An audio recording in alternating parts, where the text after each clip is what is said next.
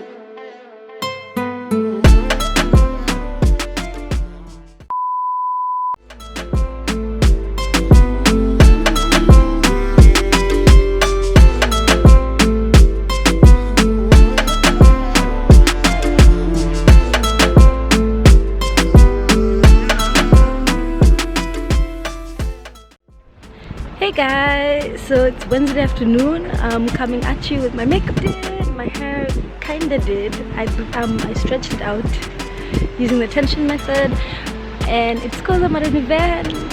I'm at the Woke event for natural hair. They brought the lady that who started My Perfect Hair, and they also brought a professor who's studied a lot about natural hair. And I don't know much about what I'm saying, but I know that these guests are very important and they're very well conversed about this conversation, and I'm very keen to hear what they have to say because I always feel like I know everything. So finally, experts who can come and tell me.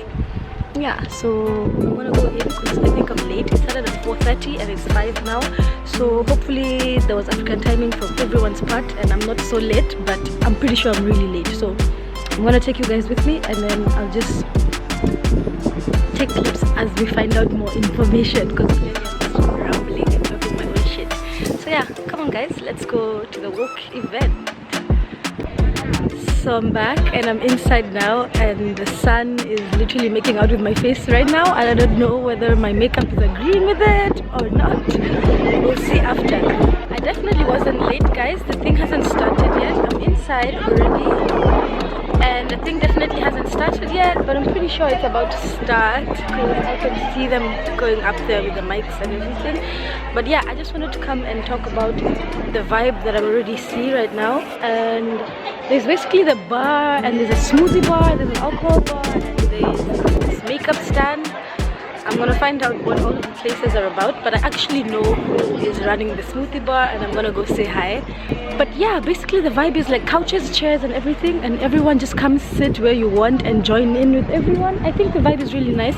Obviously I've come here alone, and a lot of these people have come with friends, so I can tell people know each other, but I'm pretty sure I'm gonna meet people. I'm very excited for that. So yeah, I'm always excited for something guys, always excited, always. Bye guys. You are lighting complexion on myself, one in a half an hour and sun 10.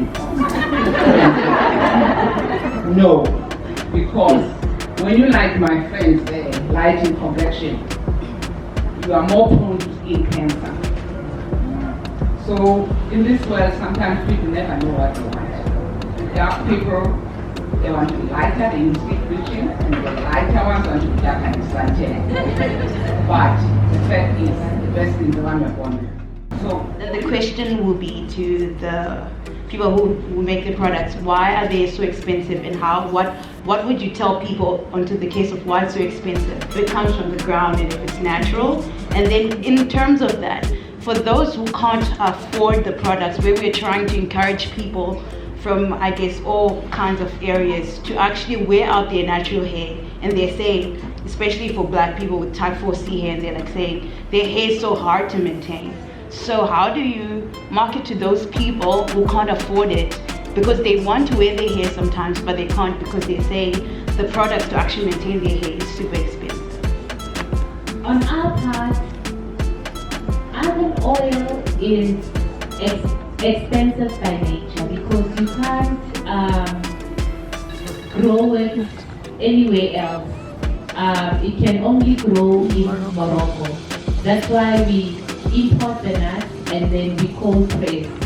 So cold pressing, for those of you that don't know what cold pressing is the extraction, the process of extracting the oil from the nut. So we don't use any chemicals, we don't use any solvents to extract the oil from the nut. So it's basically a process of putting heavy machinery on the nut and allowing the nut to excrete the oil by itself. And in that way, it still maintains the highest quality of your fatty acids. Hi ladies, I'm Eva. First of all, I'm from Kenya, so when you mentioned African women everywhere, I felt that. And it's connected because a problem that we have in Kenya is counterfeit products. And I wanted to know if that's an issue here in this country and if anybody has ever tried to counterfeit your products. Not on a huge scale, not that I know of anyway, but I've seen my product be taken and repackaged, and I think that's like perfect choice or the perfect hair instead of the perfect hair. I've had issues in Mozambique before. I wasn't able to capture the answers for the questions that my friend Amanda and I asked. So I'm going to do a quick voiceover here, just explaining basically what they said to answer the questions, because I've posted the questions. So the first question was about why are products so expensive and how would you promote to people who can't afford them, like students and so on, to spend on these products that they need but can't afford. What the founder of Afriberry mentioned was that specifically for them, argan oil is super expensive because it's only grown in one place, which is Morocco, and so they have to import the argan from Morocco every single time they're making it. And then the second thing is they cold press the argan. They don't use any other solvents or any other chemicals to extract the oil from the argan nut, and because of this they have to use so much more nuts, because they basically, if you don't know what cold pressing is, I'm pretty sure I put her definition of it, her explanation of it right before this. So they use so many nuts just to get a little oil. The more oil you need to fill a bottle, the more nuts. The more nuts, the more importing. The expenses they just keep increasing. The overhead expenses just keep increasing, and that's why it's so expensive, because when you're using natural products, you don't use the cheaper chemicals to dilute them or to extract them, and this is what makes it expensive. You need more of that natural thing to make just one bottle. I feel like I understood that, but I know a lot of people wouldn't or don't want to accept it. So yeah, the other thing she mentioned as to how they market, she basically just said the product works, and because of this people will look for it. So you don't have to market per se, but they did more of promotions where they would give out the product to people, and then people would try it out and it actually worked. So because it actually worked, they came looking for it. So that's what I took from her. You wouldn't per se have to market to people and tell them they need it, because they actually do need it. The products actually work. So the part of how to convince them isn't so difficult, because they're already convinced it's something they actually need. The only way to market it is to tell people that they need it, just to explain to them why they need it, educate them, and they'll realize they need it and they'll go looking for it. And the second question that I asked was about counterfeit products, because I'm from Kenya, like I mentioned to them, and counterfeit products is a thing we have. It's an issue. It's like an actual issue. It's like counterfeit products are bigger in the market. They have a bigger market share than the actual genuine products. It doesn't even make sense to me. The CEO of My Perfect Hair, she answered that question for me, and yeah, she mentioned that it has happened to her. She had people in Mozambique repackage a product and called it perfect hair or something, or the perfect jar, but it wasn't on a big scale. So because she's also not so big scale, I also asked whether it's a problem here in South Africa, and what she said about that was she didn't really think it was, because the market is so saturated with so many products. There's literally no room for the counterfeit ones. Like we have so many options here that you wouldn't even go looking for that counterfeit cheaper option. But I'm pretty sure the counterfeit is still there. It doesn't mean it's not there. I just think it's less of an issue compared to Kenya.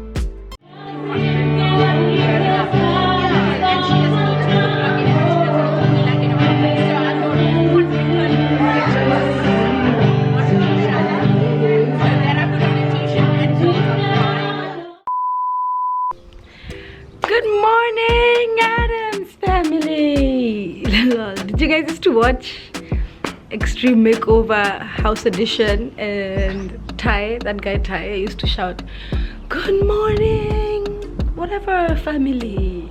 And bruh, I watched that thing every Sunday, and it was like a marathon of like 7 episodes from the whole week.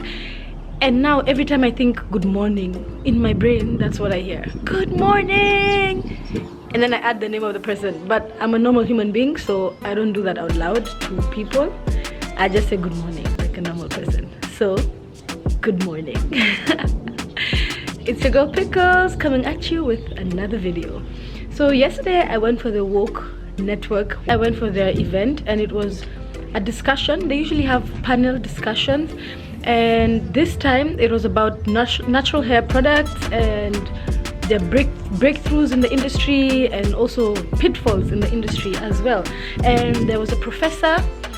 I'm really not gonna butcher their names on my vlog, so I'll have their names written down here. But yeah, there was a professor and 2 other ladies who have businesses that who have started businesses that make natural hair products for the natural hair community here in South Africa.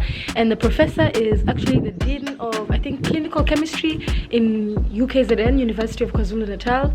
And she also does a lot of research, and she was one of the people who got research published about why women of color get alopecia and the causes of alopecia for women of color. And yeah, she also talked about what alopecia is. And yeah, basically it was a very informative talk, very informative, and I came out of there with knowledge about the industry and knowledge about businesses and knowledge about someone was looking at me vlogging. Hi. I learned a lot about the business industry and what is expected of us. Obviously, I have no interest in starting any business in the cosmetics industry, but I'm involved because I use cosmetics, and I'm a woman of color, and I'm in Africa, and I'm definitely affected when they make decisions. I'm definitely affected. My camera died last night, so I wasn't able to talk about the event. This is why I'm doing it this morning. Yeah. What came out of it is that there's people out ready to network, and industry knows what we want. So we have the power, we have the money power. Basically everything they sell to us, we can decide that we don't want it. We don't have to use products that we make. Just because it's out there doesn't mean that that's what we have to use. And that's basically what I took out of yesterday's discussion. I have the power, and I decide what brand makes it. And you know, let's use that power, you guys, to promote local brands, people who actually care about us, people who actually care about the consumer and how we're affected by the products that they make for us. That's my message for you this morning, my vibe. And yeah, I'm gonna just leave now and go eat or something, I don't know. Bye. So I'm back again, and I was vlogging, and then I noticed this, and I just wanted to mention how people who do this piss me the fuck off. The way you carried this soda here, the way you were able to carry this candy here, is the same way you can carry that can and that plastic bag to wherever you came from. Honestly, you had energy to be able to carry it when it was full of something. I'm pretty sure you can be able to carry it when it's empty and just take it to a trash.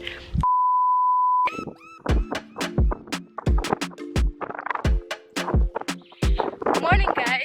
I just came from the most crazy shuttle ride, like free campus shuttle ride, and it reminded me how I wanted to do a video about the things that are like messed up about taking public transport, school public transport.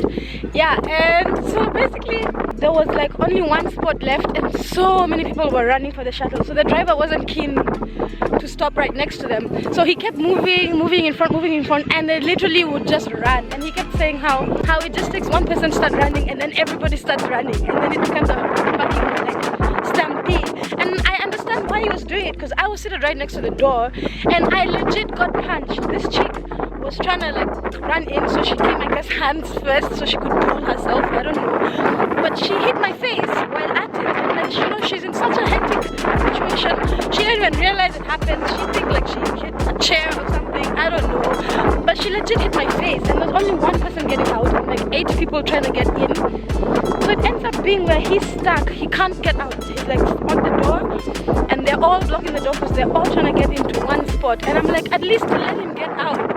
Like, why can't the person who knows they were in front just get in? You know who was in front, you know you were in front, the person behind you knows you were in front. Just, you guys, let's be honest human beings and just know I wasn't the one who was here first. Like, come on. So the driver was talking about how they might start a new system where if you're going to class, it'll read your card and then scan that you're going to class, and then it'll make you be priority, basically. And I'm wondering, how will they even do that? First of all, will your schedule be on the card, or I don't understand. And then the second thing is, what if you're going to like the gym or something, so now you're gonna have to not be priority? Because for me gym is priority, so it doesn't like make sense, it's not fair. I'm actually late for class, so I'm gonna head there right now. Bye.